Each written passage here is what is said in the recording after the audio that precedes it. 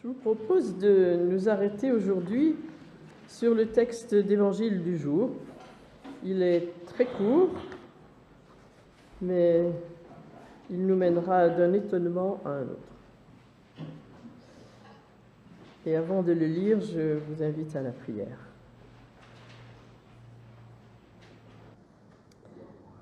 Dieu de bonté, ouvre nos oreilles, que nous percevions ta parole, que nous l'entendions avec notre cœur et que nous nous en laissions transformer. Que sa méditation nous illumine d'une lumière nouvelle qui éclaire notre chemin et nous rende capables d'être dans le monde de meilleurs témoins de ton amour. Par Jésus-Christ, nous te prions. Amen. C'est donc le début du chapitre 6 de l'évangile de Marc, les 6 premiers versets qui sont affichés. Jésus partit de là et se rendit dans sa patrie. Ses disciples le suivirent. Quand le sabbat fut venu, il se mit à enseigner dans la synagogue. Ses nombreux auditeurs étaient étonnés et disaient « D'où cela lui vient-il ? Quelle est cette sagesse qui lui a été donnée ? Et comment de tels miracles se font-ils par ses mains ? N'est-ce pas le charpentier, le fils de Marie, le frère de Jacques, de Jose, de Jude et de Simon ? Et ses sœurs ne sont-elles pas ici parmi nous ? » Et il était pour eux une occasion de chute. Mais Jésus leur dit, « Un prophète n'est méprisé que dans sa patrie, parmi ses parents et dans sa maison. » Et il ne put faire là aucun miracle, sinon guérir quelques malades en leur imposant les mains. Et il s'étonna de leur incrédulité.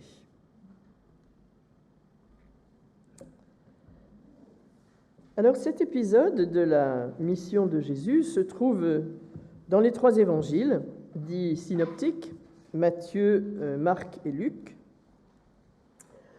Chez Marc, il est particulièrement bref, vous l'avez vu, et il reflète bien le style alerte, sans fioriture de la narration de Marc.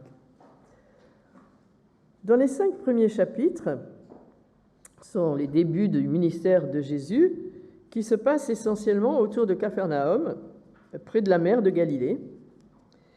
Et on y voit enchaîner de façon assez trépidante enseignements, appels des disciples et miracles. Et voici qu'ici, nous voyons Jésus retourner, alors peut-être pour la première fois depuis qu'il a commencé son ministère itinérant, dans la petite ville galiléenne qu'il a vu grandir, Nazareth. Jésus est né à Bethléem, nous savons cela, comme les prophètes l'avaient annoncé, mais très vite, sa famille s'est établie à Nazareth.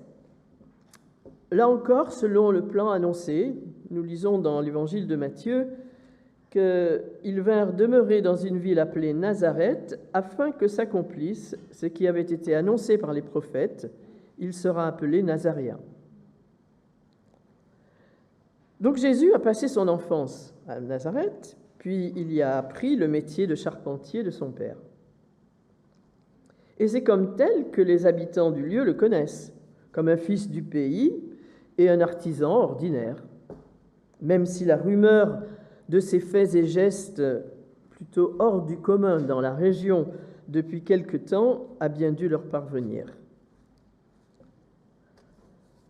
Jésus est un juif.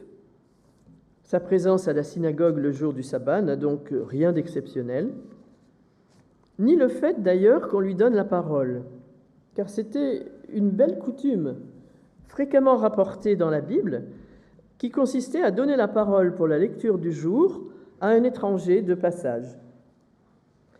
Nous voyons d'ailleurs l'apôtre Paul bénéficier de cette hospitalité à plusieurs reprises et en profiter pour annoncer l'Évangile. C'était une façon très ouverte de dire « Toi qui viens de plus loin, as-tu une parole pour nous ? Le Seigneur a peut-être bien un message à nous adresser par ton intermédiaire. À premier abord, la réaction des Nazaréens semble donc plutôt positive. Ils sont étonnés. D'autres versions disent même frappés, impressionnés, ébahis. Cet étranger, qui n'en est pas un justement, ne les laisse pas indifférents. Ils savent pertinemment qu'il n'a pas fait d'études. Et pourtant, voilà qu'il parle aussi bien que les scribes et les experts des Écritures. Mais très vite, nous constatons que cet étonnement se double d'autres sentiments ou émotions. Ils savent parfaitement situer Jésus dans les normes sociales locales. Vous avez vu la mention de sa parenté, envers qui il devait avoir quelques obligations selon eux. Je passe sur les commentaires et polémiques qui ont eu lieu autour de ses frères, pas ses frères, les enfants de Marie, pas de Marie, etc.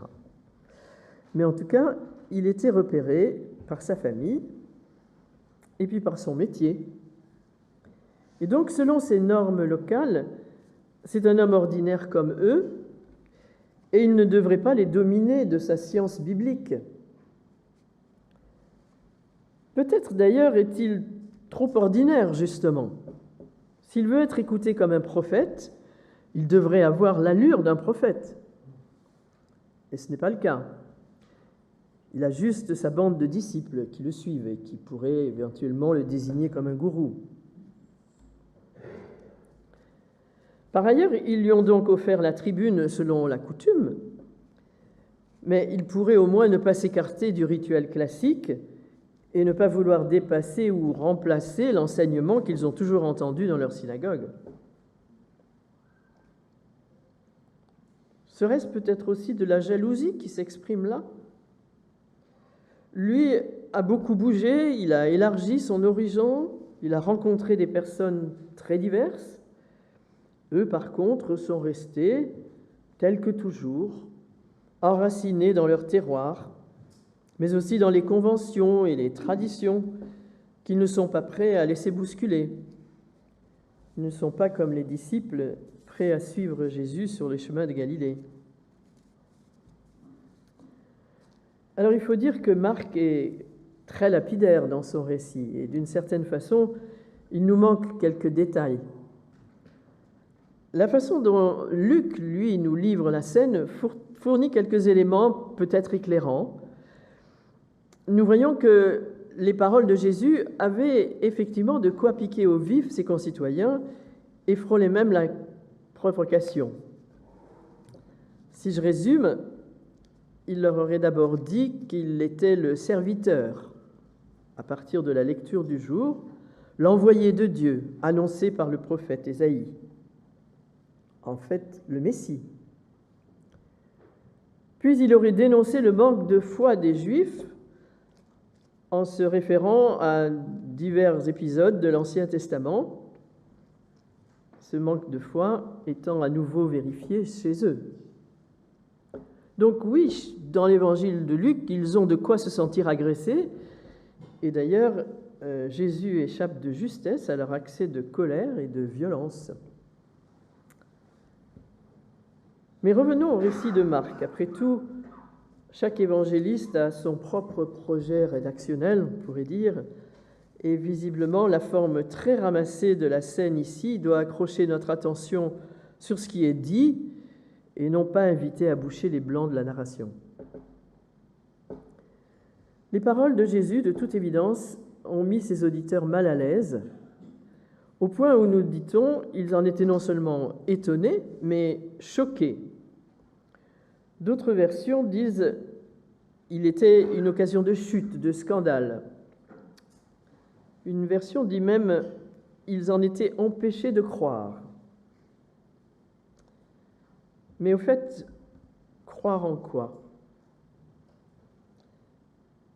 Si l'on suit le récit de Luc, ils étaient invités à croire, comme l'annonçait le texte d'Ésaïe, que le royaume de Dieu s'était approché en la personne de Jésus, que la bonne nouvelle s'était incarnée avec l'arrivée, enfin, du Messie, ce qui supposait de se reconnaître pauvre, aveugle, captif du péché, pour recevoir cette grâce de Dieu qui libère et qui pardonne.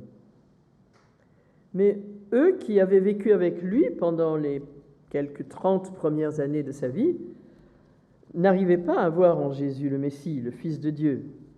Ils refusaient de se déplacer, de sortir de ce qu'ils connaissaient pour accueillir ce qu'ils ne connaissaient pas.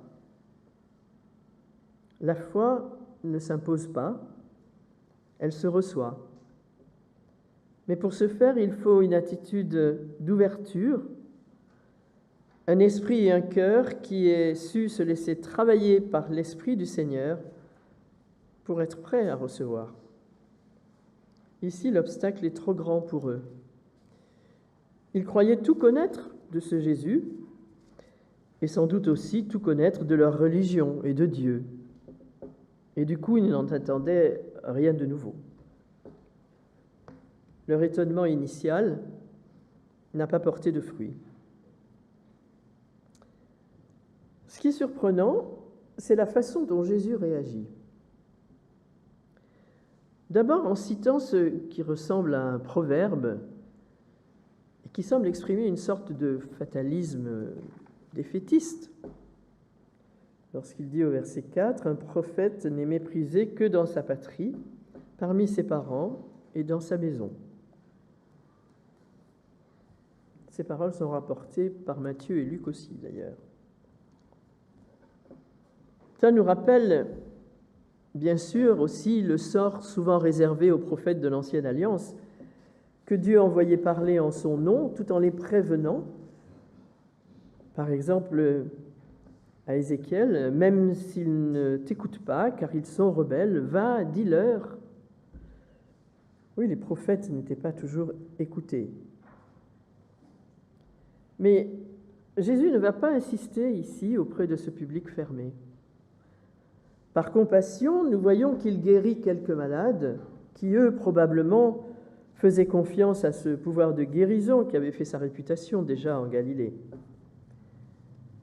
Mais face au public réticent, voire méfiant de la synagogue, Jésus choisit, ici, comme tout au long de sa mission, de ne pas imposer une conviction par une démonstration de force, alors qu'il en aurait bien évidemment eu le pouvoir.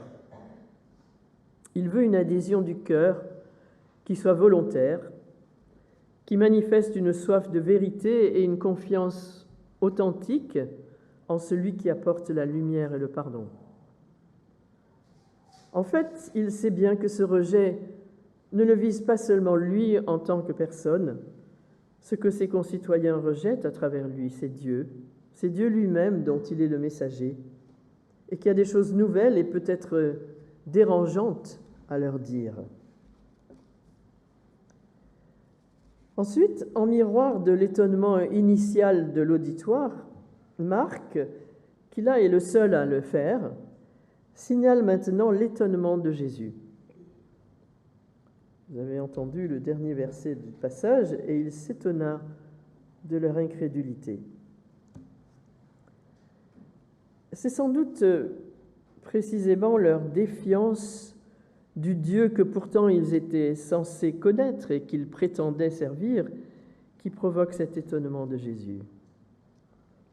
Et ce faisant, Jésus, pleinement Dieu, se montre ici aussi pleinement humain, capable de sentiments très communs, ce qui n'ôte rien à son autorité. Lui qui a choisi, qui a accepté, comme le rappelle l'apôtre Paul aux Philippiens, de devenir semblable aux hommes. Il s'étonne donc, mais c'est peut-être un étonnement attristé, car les Nazaréens ont été placés devant leurs responsabilités et ils n'ont pas profité de ce passage salutaire de Jésus parmi eux. Alors en quoi ce texte peut-il nous rejoindre ? Savons-nous profiter du passage de Jésus dans le quotidien de notre vie, au gré des rencontres que nous faisons, ou parmi nous en Église, ou encore dans la confrontation avec sa parole. De quoi nous étonnons-nous? Est-ce un étonnement qui accueille ou un étonnement qui rejette? Et de quoi Jésus s'étonne-t-il à notre sujet? Comme ici, de notre absence de foi? Ou bien comme dans un autre épisode des Évangiles où le même terme est utilisé, c'est l'épisode du centurion dont le serviteur était malade et que Jésus a guéri, dans Matthieu, où Jésus s'étonne de sa foi cette fois-ci. Nous ne sommes bien sûr pas familiers de Jésus en chair et en os comme l'étaient les habitants de Nazareth, qu'il avait vu grandir, faire son apprentissage, travailler. Mais nous pouvons penser tout connaître de ce que les Écritures nous en disent, par exemple. Ou nous ne sommes pas disposés à le considérer autrement que nous nous le sommes toujours imaginé, selon l'image que nous nous en sommes fabriqués. Alors nous n'entendons plus la nouveauté d'une interpellation lorsque nous lisons un texte biblique ou lorsque nous écoutons une prédication, où nous ne voulons pas entendre ce qui va nous bousculer, nous faire nous déplacer, nous envoyer peut-être là où nous ne voudrions pas aller, auprès de telle ou telle personne, accepter tel ou tel service, renoncer à tel ou tel trésor qui peut-être nous enchaîne. Quelle proximité recherchons-nous avec Jésus? Jésus a déclaré que sa mère et ses frères, ses plus proches donc, sont ceux qui écoutent sa parole et la mettent en pratique. Dans notre récit, ce sont les disciples qui nous montrent la voie, eux qui ont suivi Jésus et qui continueront de le suivre, aussi peu glorieux qu'ils nous apparaissent sous la plume de l'évangéliste. Ce ne sont pas ceux qui étaient les plus proches de Jésus par le lieu de sa naissance, de sa vie, de son existence, pardon. Peut-être aussi sommes-nous lassés d'une présence trop ordinaire de Jésus à nos côtés. Pourquoi ne vivons-nous pas des miracles qui nous boosteraient? Pourquoi n'expérimentons-nous pas des révélations fulgurantes qui redynamiseraient notre vie de foi? Mais une foi qui repose uniquement sur le miracle est une foi fragile. Jésus l'exprimera plus d'une fois lorsque des foules lui demanderont des miracles, mais ne voudront pas suivre son enseignement. Ce à quoi nous sommes appelés si nous recevons le message du salut, c'est à être les enfants de Dieu et non des êtres prodigieux ou des surhommes. Seulement, laissons-nous surprendre. Laissons-nous surprendre par les signes, aussi modestes soient-ils, que le Seigneur nous adresse, pour nous encourager et nous faire reconnaître sa présence. Sinon, il pourrait en effet passer sans que nous nous en rendions compte, passer alors que nous ne sommes en rien prêts à l'accueillir. Tout est question de désir, d'attente, d'ouverture du cœur. Puissions-nous étonner Jésus par notre foi et notre accueil confiant des choses qu'il veut nous révéler. Ce sera pour notre bien et pour sa gloire. Amen.